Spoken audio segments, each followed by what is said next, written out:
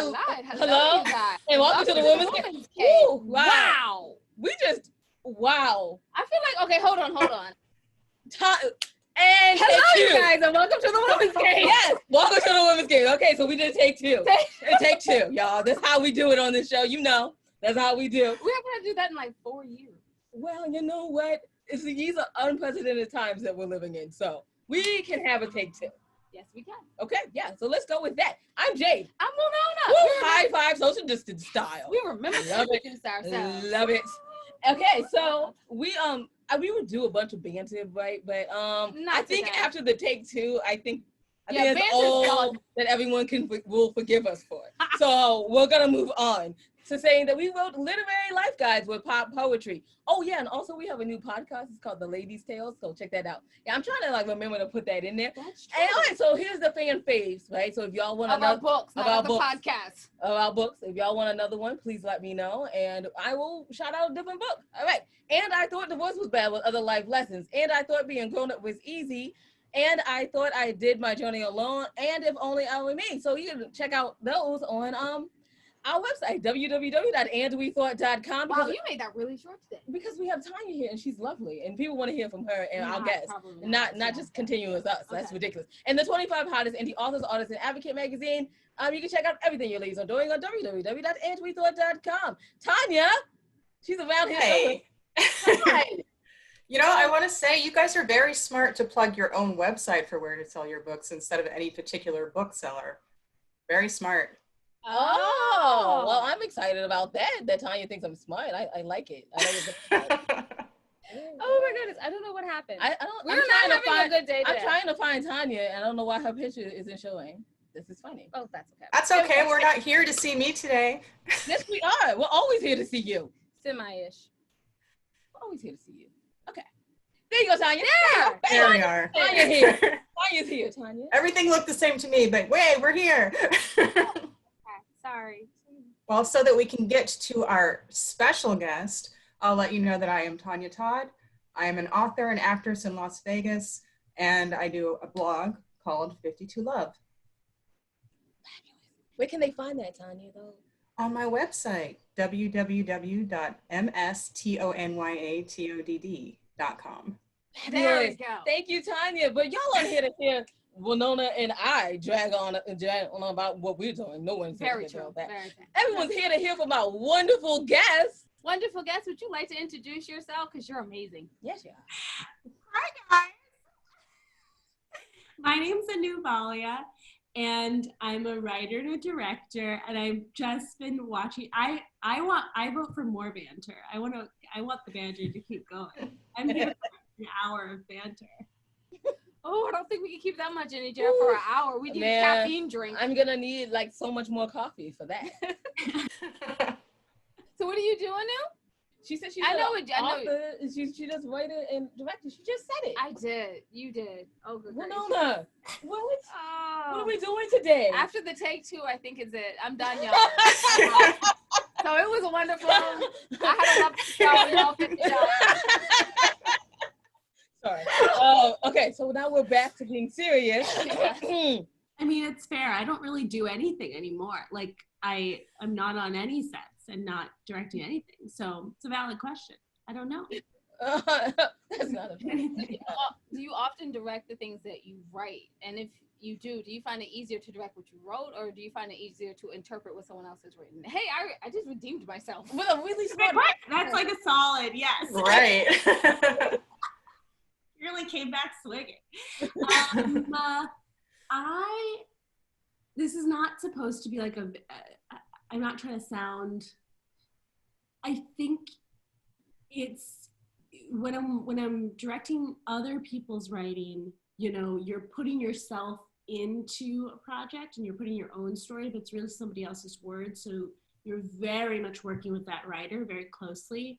I find when I'm directing my stuff that I've written myself, it is just me, so I'm kind of only checking in with myself. So in that way, it can be easier, but then it can be a lot scarier because you're like, maybe this is stupid. So that's kind of like, you know, like, I don't think like maybe this is stupid when it's someone else's writing, but when it's your own, then you're like, oh my God, you know, I'm asking people to do so much, and maybe it's bad, like very bad, and that's scary. So I think we understand what you're saying as writers, because they always tell us to go out in the world because writing is a solitary thing, you know. yes. So when you're writing a joke, which I'm fortunate to have Jade for, you write a joke. She is very My humor is odd. And so I'll be like, oh, it's hilarious. And Jade will laugh. And I'll be like, yes, I got it right. And she says, oh, it's funny because I know who you are. But for everyone else, that's not funny. I'm a terrible joke writer. I'm not good at writing jokes. And some people are very good at it. I think it takes practice too, but like that can be so hard. I mean, it's like so fulfilling to write, you know, to make things, write things that you're exploring about the world is so, it keeps you, you know, it keeps you alive, but it's scary because it could be dumb. You know. So I remember interviewing a director, and she was explaining the actual job of a director on set is more of a liaison. Is this true? And then if it is true, how do you cope with that? I don't feel that. I think, was she talking about TV directing or was she talking about movie directing though? I don't know. I don't feel that it's just being a liaison. I think if I'm directing a television show or an episode of a television show, I think you're asking people, like, you have the whole episode in your head and you're asking for people's trust to play with you and be vulnerable with you and to give you their ideas and to create with you. And so I don't know if it's just a liaison. I think that I feel like there's so much more you can get if you try to push it a little further and try to be creative where you can be, at least on the shows I've worked on. Maybe some shows that's not. Maybe if you're directing like I don't know, like a late night show, maybe it's different, but I don't know. I've never done that, so I'm not sure. Okay, so Jade and Tanya, I'm done with my redemption. Yeah. That was the end of take 2. This is so the end of take 2. Yeah. Right? Okay, so we hand it on over to Tanya and her lovely question. All right, well, I'm going to lob you one first. I want to know what you're doing to maintain good mental and emotional health during lockdown, because we could all use some advice. Oh my God, I don't have any advice. I want to know, what are you guys doing? I feel like you guys are doing this, and like I'm sure you're doing a lot of other stuff. Like what are you doing? I don't know. Busy creating. Yes. Writing, helping them with their show. Tanya's so busy she has to schedule in her lunch. Yeah, that's how busy What are we doing? For us, I think we doing the website, which actually, I mean, if y'all go, it looks so much better than it used to. We're taking this time to do some reflection, do some tightening up of stuff, and also sitting at the beach and working on our tan, because the sunscreen though, you know, like we apply, you know, don't want to put wrinkles and get skin cancer, but we're sitting at the beach and enjoying it because why not? As my dad said, why not? And I said, true, Dad, you're right. Why not? Really, an amazing man. I love that. I love hearing that. I think this is very corny. This is like a very, very corny thing to say, but working on trying to be grateful for the things I have, for the health I have, like it really helps. And I've had other people remind me to do this, to sort of count your blessings, your gratitude. If you do a gratitude journal, I don't do that much, but like that definitely helps, because when I'm feeling really bad, that's like a nice thing to remind myself. And trying to, as an artist, I think you can be an artist. There's many modes of operating, but in terms of like, maybe at some point you're creating, you're writing, you're taking photos, you're making art, but sometimes you're taking in other people's art. Like that's also part of it. So sometimes I'll be just like reading or taking in other images, but then also I think being like a community member, like a person who is part of your community, just as a human, you need to do that too. So our country is in so much turmoil that I don't always feel good. And like, but you know, but it is important to do what you can to keep a healthy mind so you can be of use to yourself and to others too. But I don't know daily. I'm making cookies. Yeah, and what kind? Because I love cookies. I will send you guys some cookies because I am perfecting a very specific recipe. What is it? What is it? So so a little bit about my background. So my family's from India and we're Sikh, and like my dad wears a turban, and we grew up.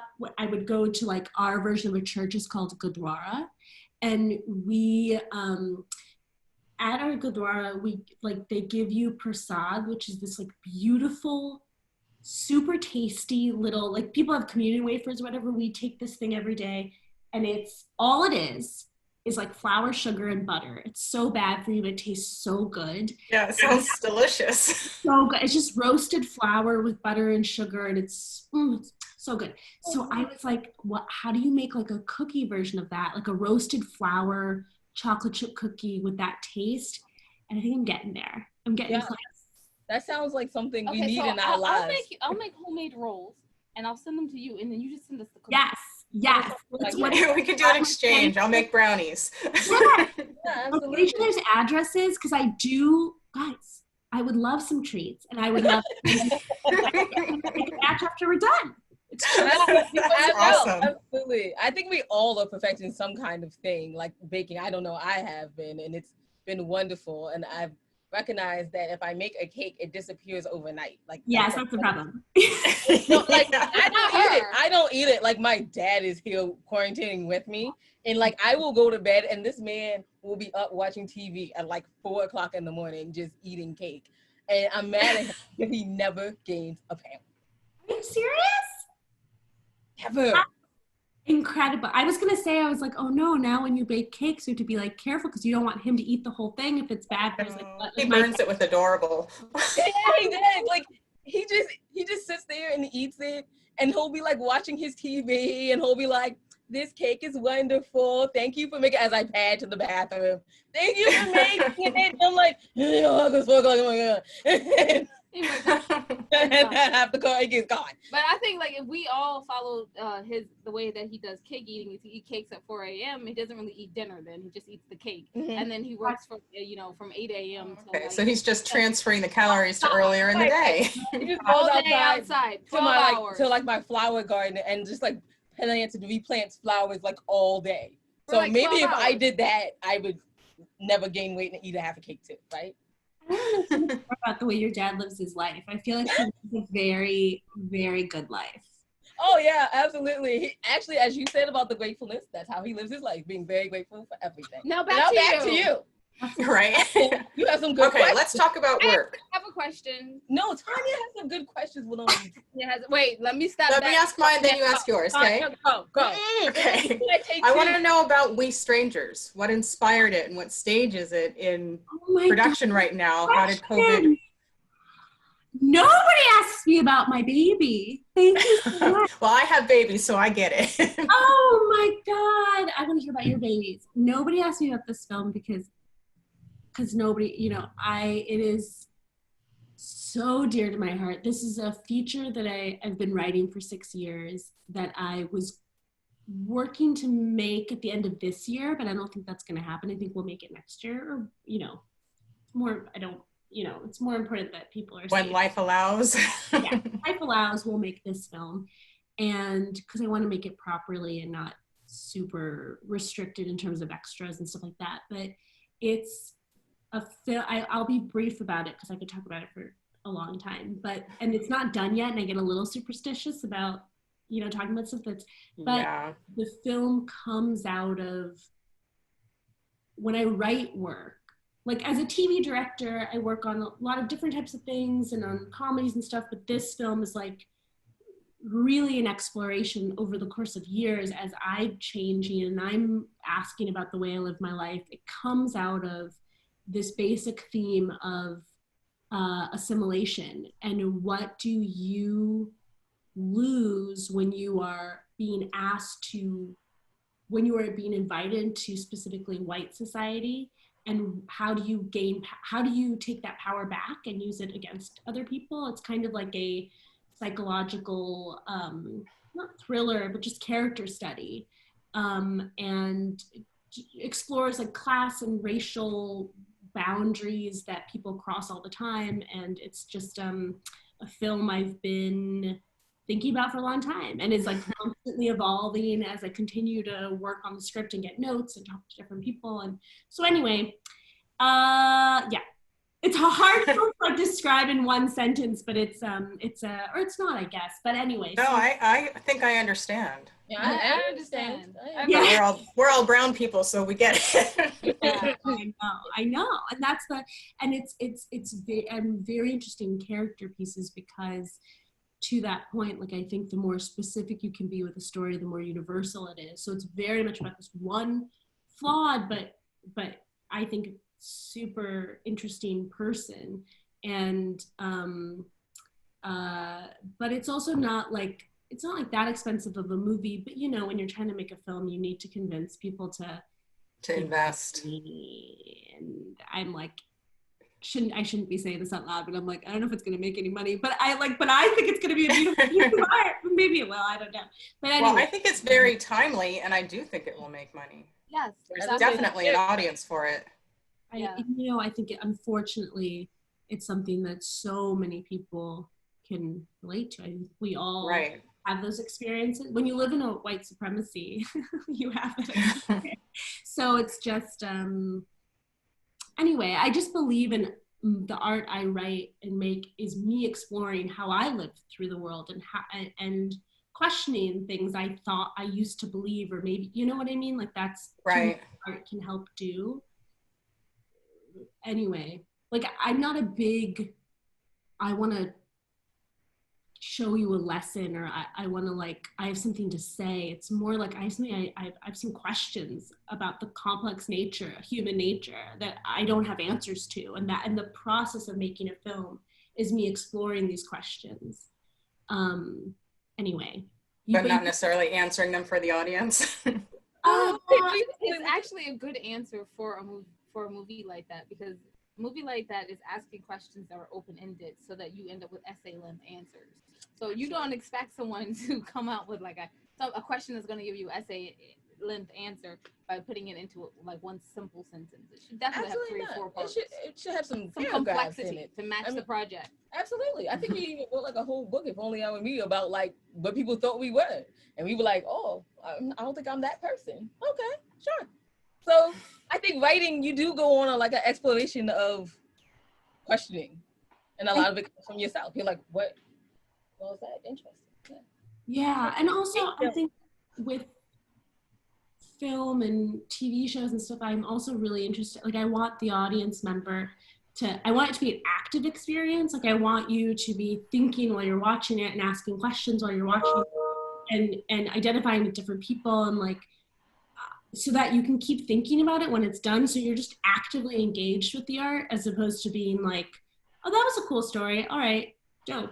I'm gonna like, what's for dinner, you know? And so that I know I really like it when I watch a movie and I'm like still thinking about it, you know? But do you choose camera angles for that type of effect? Because I watched your film, Lucia, before and after, and you are so close in on some of those shots where you're just, it's invasive almost. Yes, oh my God, you're incredible. You're so thorough. I also want to know about your baby. But so that was, I also think like the style of how I shoot things matches like the storytelling. So like for that, like that won't be how this film will be shot at all. But like that film was so much this like anti-road trip of, my experiment with that was like, okay, this specifically white woman in that short, but this woman is traveling a really far distance to get an abortion, and it's not about the sights she sees. It's about like her experience and like her experiences with certain people. And so that film like was specifically supposed to feel very tight and very claustrophobic, and like try not to have any establishing shots, and try not to really place where we are, because that wasn't the purpose of that trip. So that's how, but with this film, We Strangers will just be different because it's like a different type of film. But that's, it was an experiment, you know? It's all an experiment. I don't know. Yeah. Well, it came across. It was like, man, I feel so close to this and I need some space and it's a screen. Yes. And it's good to hear you say that because like that was supposed to be, you are supposed to be like, I'm too close. Like, I'm like a little like, let's get out of this experience, but it's a short film and for 13 minutes, I didn't want you to feel that. And so I don't know if that's sustainable for an hour and a half, but that wasn't the point of the short. Like that style really fit the medium, which was this has to be a short. Like I would never make that a full feature. No, but it was very effective for a short. Thank you. We told you before that Tanya has the wonderful question. So like really did some research. She didn't lie to you at all. See, we have a silly question over here, Jay. Absolutely. What's the silly question? Oh, okay. So let's just talk about what have we all been eating during quarantine? Let's talk about it. Do you want me to? Yeah. Go ahead, start. Because you're the guest. I have to ask you. What have you been eating? Okay. Some days will be like, so I'm living alone and I had a partner and we split up right before this. So I'm by myself. And I don't have like a full normal schedule. So I don't see the point of like the 3 meals. Like a breakfast, lunch, and dinner is for a person with a routine and I don't have one.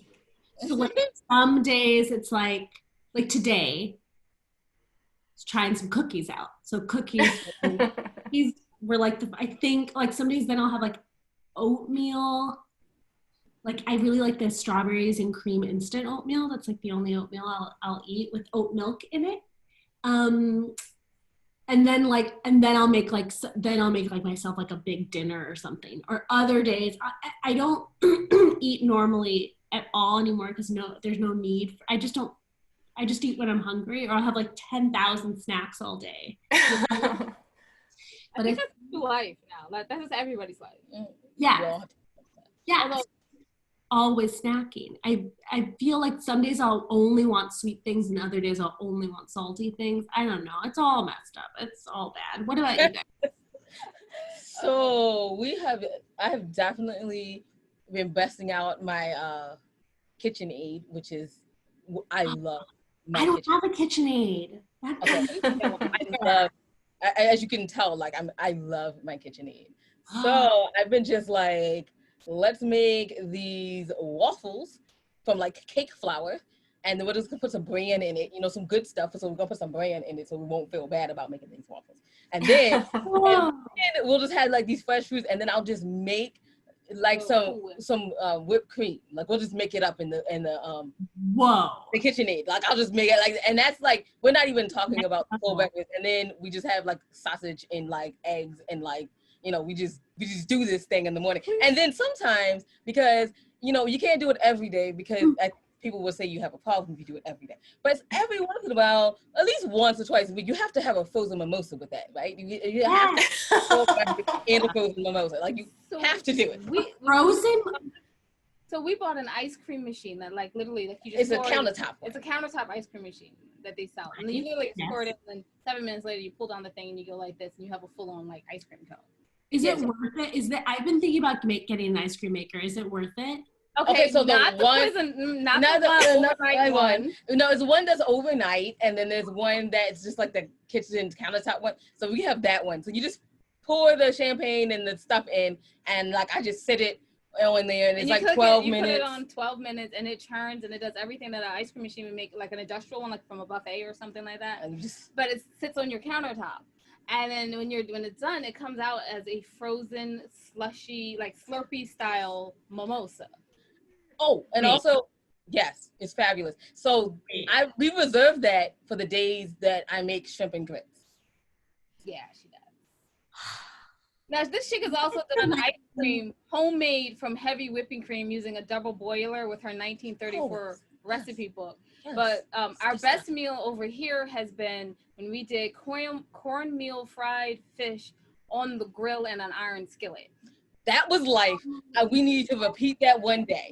So well. I'm doing it so wrong. I like shrimp and grits. I normally do the shrimp and grits like 11:30, 12 o'clock because it's lunch. It's like breakfast lunch. So exactly. And then throw the mimosa. You good? Tanya? Good. Oh, Tanya. That was not the I don't question. have anything exciting like that to share. That's an insane. I can't get over this. Okay, yes, Tanya, what do you need? I'm eating a lot of junk.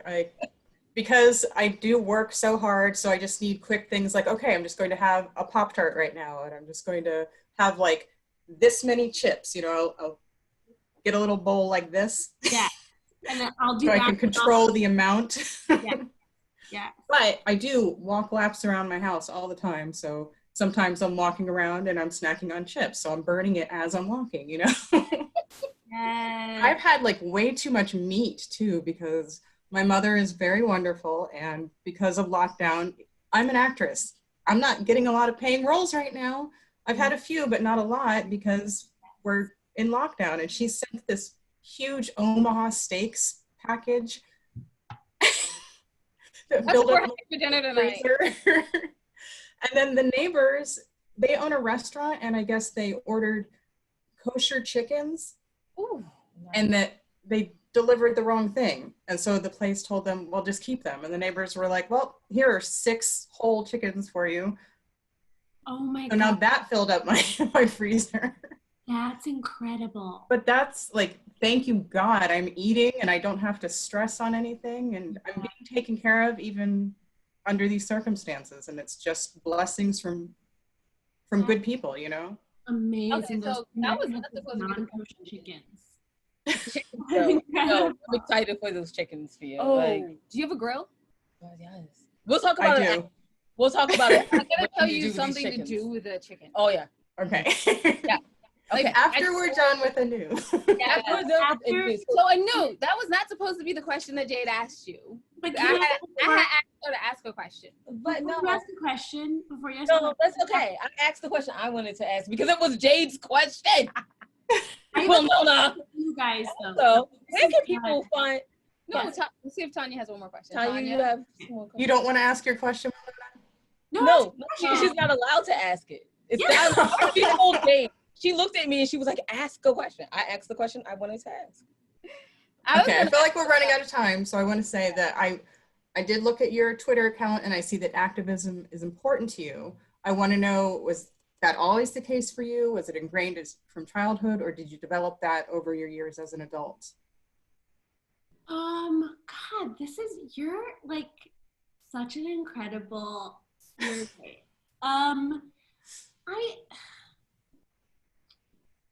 It's weird because I don't feel like posting stuff on Twitter. Like, I don't consider it like me. Like, I think of the activists and the people who are on the front line doing so much more than like community organizers and, you know, like really are doing some work. Right, but there are different levels of activism. If you speak up in an uncomfortable situation, that is a form of activism. Right. You don't have to be an activist leader to be an activist. Right. I mean, I think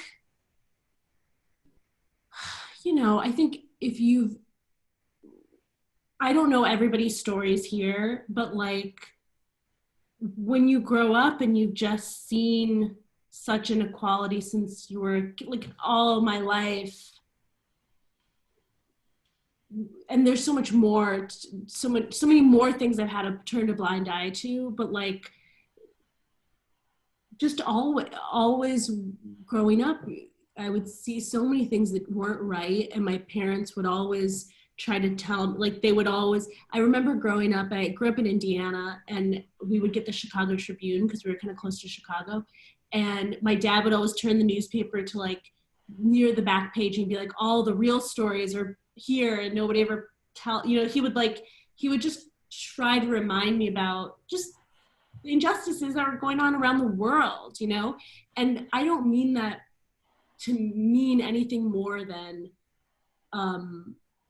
that was always instilled, but still I go about my life, and something I think of is like the reason things are the way they are, and the reason that there's so much oppression, especially in our country, of every type of minority. And I mean like Black, brown, trans, disabled, all of the, immigrants, people who are here illegally, legally, because like collectively, the majority of society is okay with it. Even if they're not okay with it in their hearts, we're letting it, it's status quo though. It's like, I just don't want things to change my life. And that means I'm not going to do anything to change your life. Exactly. And of course I am, even when I was like living in New York, I'm living in LA now. And so I'm not like walking around as much, but even when I was living in New York, when I first moved to New York and there were so many like unhoused people, I was like, this is insane. Like, I've never seen this amount of poverty all the time on the street. There's so many people asking for money. And then the longer I live there, you get a little used to it. And I get, you know what I mean? Like, that's right. Not okay. Yeah. But that is what happens. And unless you're always like reminding yourself, like, I could, to have empathy for others. And so that's just, I think that's like a daily practice though. I think to that I have met so much more to go. But yeah, I guess that's always important, right? So like people ask, I think like when people ask if art is political, I think like all art is political. And if your art is apolitical, then that also says something about how you see the world. That like, you know what I mean? Like I think all art by its nature is political because we are living in the world based on whatever rules of our certain society dictates where we are in the world, So that's, yeah. I don't know. You say you're not an activist, but you're part of Free the Bid, and that is activism for artists. Totally. I'm not saying I'm not an activist like people say that they're not feminists. Like, no, hell yeah, like, yes. But I feel like I'm not doing enough, but yes. And that's like an incredible thing that Alma Harrell and the other people who started it, I don't know her, but like, that's incredible. Like, she was like, I'm going to do something about the inequity of women in film and television. And I think it's done a lot of good. Like, that is hard to do and is incredible. But yeah, no, I'm not like anti-activist. I just feel like. No, you just don't want to claim the title. Yes, but yes, of course. Yes. Well, where can people find your shorts and more about you and more about your upcoming projects? Wow, that did not come up. Or if you want to, you guys just give her some money so she can do her film. Oh my yes. Send money now. Guys, I gotta make it. I will make it next year. So my website is www.akvalia.com. But also like, or just do what you're doing. Like, you don't even need to, just focus on staying alive and taking care of your loved ones and making yourself a good meal. Like, that stuff's important. And this will. It is, and it all feeds your art too, right? Absolutely. Because people are looking for new things, and we've had people reach out to us like, "Hey, you coming up with a new book?" Well, what do you mean? We have like 15. Like, do we have to come out with a new one? And they're like, yes, you do. Well, then guess what we're doing? We're writing a new one. So yes, people want to know where your shorts are. They want to know what's going on. So thank you so much for joining us on this crazy show that we've had. And Tanya, thank you for being the professional that you always are. Well, thanks for having me on. Now, where can people find out more about you, Tanya? Because I love her website. It is Ms. Tanya Todd. That's MSTonyatod.com. And the blog that I talked about is under the Sin City Cinephile part. Woo! See, I'm telling you, her website is wonderful, y'all. Y'all need to go. And you can Thank you. See, I love these ladies. Jade, would you like to wrap us up? Absolutely. You can find out everything your ladies are doing on www.andwethought.com. So now I have two things for you guys to check out on my website. First, go to the homepage, go down to the bottom, and you will see the podcast, The Ladies' Tale. Y'all check it out. We had a table read of our pilot episode, script book, right? Because we don't really write scripts, but Tanya made it better, so that's all that matters. And we had it read. So you can check out the first episode of that and all of the interviews that were after that. With the actors. And with the actors. And then we're going to have much more coming from that podcast, our new podcast. Please check that out. But more importantly than the new podcast that we have is go to the ladies tab, go down to the middle of the page and see the charities that we proudly support. Yes, we know that times are hard, and you know, as the old saying is, money is funny, right? So maybe you don't have any money to donate to them, and that's okay. Maybe you just have some clothes or some books and you want to donate it to them, or some time that you can volunteer, maybe, and you want to donate to them. Please check them out and do that. And if you don't even have that, we understand life is life and things happen. If you could just take a moment, go to the website, fill out the contact us form, and just say, thank you for doing this wonderful work in the world, because we all need encouragement. It always makes us feel better. I know as the narcissist, it makes me feel better every time someone encourages me. Absolutely. It makes me feel better when someone says, hey, Jade, you're doing a good job. I'll be like, thank you so much for that. So all of us need it. So please do that for them. And remember that wisdom is all around you if you're open into finding it and accepting it. Yeah, so peace and love from Winona and Jade. Bye-bye. Bye. Oh yeah, thanks for listening.